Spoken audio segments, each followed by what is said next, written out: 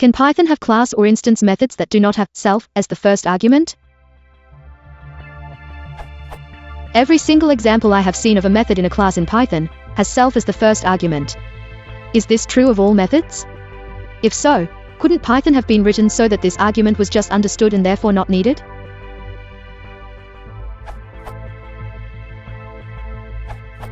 Static methods don't need self, they operate on the class. See a good explanation of static here. Static class variables in Python.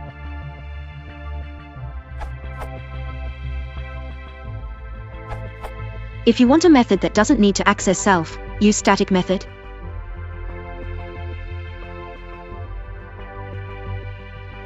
If you want access to the class, but not to the instance, use class method.